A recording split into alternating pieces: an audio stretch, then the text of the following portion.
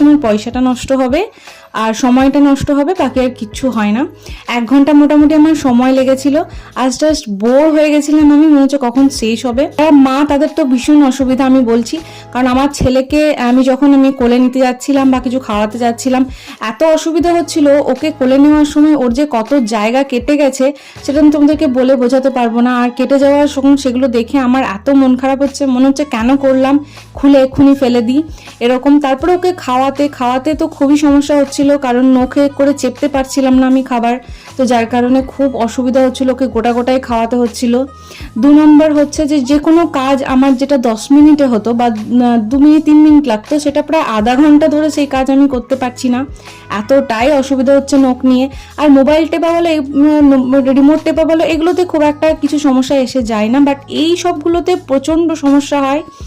আর second হচ্ছে যে খুব তাড়াতাড়ি এটা যদি কোনো কারণে ধাক্কা